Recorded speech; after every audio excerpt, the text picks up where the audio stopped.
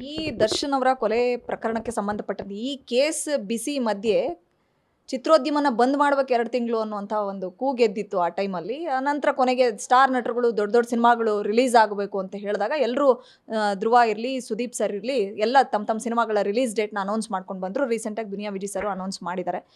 So ಇವತ್ತು ಹೇಗಿದೆ ಚಿತ್ರೋದ್ಯಮದ ಪರಿಸ್ಥಿತಿ, ಅಂದರೆ ಸಿಂಗಲ್ ಸ್ಕ್ರೀನಿಂಗ್ ಥಿಯೇಟರ್ ಪರಿಸ್ಥಿತಿ? ಯಾಕಂದರೆ ಇನ್ನೂ ಸಿನಿಮಾಗಳು ಇನ್ನೂ 2-3 ತಿಂಗಳು ಬೇಕು ದೊಡ್ಡ ದೊಡ್ಡ ಸ್ಟಾರ್ ನಟರ ಸಿನಿಮಾಗಳು ಬರಲಿಕ್ಕೆ.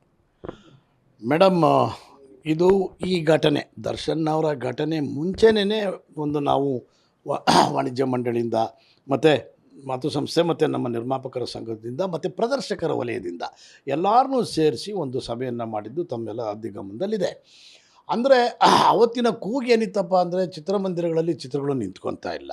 ಎಲ್ಲದಕ್ಕಿಂತ ಮುಖ್ಯವಾಗಿ ದೊಡ್ಡ ದೊಡ್ಡ ನಟರುಗಳು ಹೆಚ್ಚಿನ ಚಿತ್ರಗಳನ್ನ ಮಾಡ್ತಾ ಇಲ್ಲ.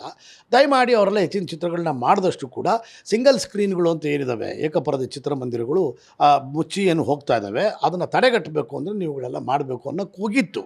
ಆ ಕೂಗು ಇವತ್ತಿಗೂ ಸತ್ತಿಲ್ಲ ಮೇಡಮ್, ಇವತ್ತಿಗೂ ಹಾಗೆ ಇದೆ. ಆದರೆ ದುರಾದೃಷ್ಟ, ಒಬ್ಬ ನಟ ಈ ರೀತಿ ಆಗಿದೆ. ಬಟ್ ಇದೇನು ಅಲ್ಟಿಮೇಟ್ ಡಿಸಿಷನ್ ಅಲ್ಲ.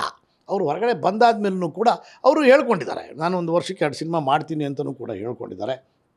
ಅದೇ ರೀತಿ ಇನ್ನು ಮುಂದಿನ ದಿನಗಳಲ್ಲಿ ನಾನು ಅವತ್ತು ಹೇಳಿದ್ದೀನಿ, ಇವತ್ತು ಹೇಳಿದ್ದೀನಿ, ಇದು ಯಾರೇ ಏನೇ ಮಾಡಿದ್ರು ಈ ಪೈರಸಿ ಅಂತಕ್ಕಂಥ ಹಾವಳಿ ಮತ್ತು ಈ ಟೆಲಿಗ್ರಾಮ್ ಅಂತಕ್ಕಂಥ ಆ್ಯಪು ಇದರಿಂದ ತುಂಬ ಮಾರಕವಾಗಿದೆ. ಇಡೀ ಭಾರತೀಯ ಚಿತ್ರರಂಗ, ನಾನು ಹೇಳ್ತಾ ಇರೋದು ಬರೀ ಕರ್ನಾಟಕ ಅಷ್ಟೇ ಅಲ್ಲ, ಭಾರತೀಯ ಚಿತ್ರರಂಗಕ್ಕೆ ಈ ಟೆಲಿಗ್ರಾಮ್ ಅಂತಕ್ಕಂಥ ಆ್ಯಪು ತುಂಬ ಮಾರಕವಾಗಿದೆ. ಆದರೆ ಇದನ್ನು ಸೂಕ್ಷ್ಮವಾಗಿ ಅರ್ಥ ಮಾಡಿಕೊಂಡು ಈ ದೇಶದ ಪ್ರಧಾನಮಂತ್ರಿಗಳಾಗ್ಬೋದು, ಕಾನೂನು ಮಂತ್ರಿಗಳಾಗ್ಬೋದು, ಪ್ರತಿಯೊಬ್ಬರು ಕೂಡ ನಾನು ಅದನ್ನು ಆ್ಯಪ್ನ ನೀವು ಬ್ಯಾನ್ ಮಾಡಿ ಅಂತ ನಾನು ಹೇಳ್ತಾ ಇಲ್ಲ. ಅವ್ರಿಗೆ ಮಾನದಂಡವನ್ನು ಕೊಡಿ, ಅವರಿಗೆ ಸಲಹೆಗಳನ್ನು ಕೊಡಿ, ಸೂಚನೆಗಳನ್ನ ಕೊಡಿ. ಚಿತ್ರರಂಗದ ಯಾವುದೇ ಸಮಸ್ಯೆಗಳನ್ನು ಅಂದರೆ ವಿಚಾರಗಳನ್ನು ನಿಮ್ಮ ಟೆಲಿಗ್ರಾಮ್ ಅಂತಕ್ಕಂಥ ಆ್ಯಪ್ನಲ್ಲಿ ಹಾಕಬಾರ್ದು ಅಂತಕ್ಕಂಥ ಕಂಡೀಷನ್ಗಳನ್ನ ಹಾಕಿ ಅವ್ರಿಗೆ ಮಾಡಿಕೊಡಿ. ಕೋವಿಡ್ ಸಂದರ್ಭದಲ್ಲಿ ಏಕಾಏಕಿ 4-5 ಆ್ಯಪ್ಗಳನ್ನ ಬ್ಯಾನ್ ಮಾಡಿದ್ರಲ್ಲ ಮೇಡಮ್, ಬ್ಯಾನ್ ಮಾಡಿದ್ರಲ್ವಾ. ಇದು ಈ ಟೆಲಿಗ್ರಾಮ್ ಅಂತಕ್ಕಂಥ ಆ್ಯಪ್ನಲ್ಲಿ ಬರೀ ನಾಟ್ ಓನ್ಲಿ ಕನ್ನಡ ಸಿನಿಮಾ, ಭಾರತೀಯ ಚಿತ್ರರಂಗದ ಯಾವುದೇ ಚಿತ್ರಗಳು, ಯಾವುದೇ ದೊಡ್ಡ ನಟರ ಚಿತ್ರಗಳಾಗಿರ್ಬೋದು, ಅವೆಲ್ಲ ಸೇಮ್ ಡೇ ಅಪ್ಲೋಡ್ ಆಗುತ್ತೆ.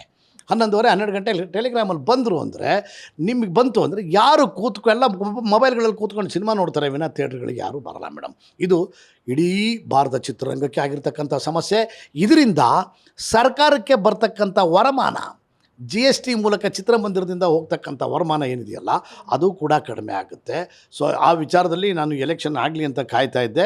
ಅವತ್ತು ನಾವು ಪ್ರೆಸ್ ಮೀಟ್ ಮಾಡಿದಾಗ ಲೋಕಸಭೆ ಎಲೆಕ್ಷನ್ ಆಗಿರಲಿಲ್ಲ. ಈಗ ಎಲೆಕ್ಷನ್ನು ಮುಗಿದೋಯ್ತು, ಎಲ್ಲರೂ ಯಾರ್ಯಾರು ಏನೇನು ಅಂತ ಗೊತ್ತಾಯಿತು. ನಮ್ಮದು 30ನೇ ತಾರೀಕು ನಿರ್ಮಾಪಕರ ಸಂಘದ ನೂತನ ಕಟ್ಟಡ ಬಿಡುಗಡೆ ಇದೆ. ಅವತ್ತು ಮುಖ್ಯಮಂತ್ರಿಗಳ ಮುಂದೆ ಈ ಮನವಿನ ಇಡ್ತಾ ಇದ್ದೀವಿ. ಮತ್ತು ಅಷ್ಟೂ ಜನ ಲೋಕಸಭಾ ಸದಸ್ಯರುಗಳು ಒಟ್ಟಾರೆಯಾಗಿ ಟೆಲಿಗ್ರಾಮ್ ವಿಚಾರದಿಂದ ರಾಜ್ಯ ಬೊಕ್ಕಸಕ್ಕೂ ಬರ್ತಕ್ಕಂಥ ವರಮಾನ ನಿಂತಿದೆ. ರಾಜ್ಯ ಮತ್ತು ಕೇಂದ್ರ ಎರಡಕ್ಕೂ ಬರ್ತಕ್ಕಂಥ ವರಮಾನ ಅಂದರೆ ಚಿತ್ರಮಂದಿರಗಳು ಮತ್ತು ಮನೋರಂಜನೆಯಿಂದ ಬರ್ತಕ್ಕಂಥ ತೆರಿಗೆ ಏನಿತ್ತು ಅದು ಕಟ್ಟಾಗ್ತಾ ಇದೆ.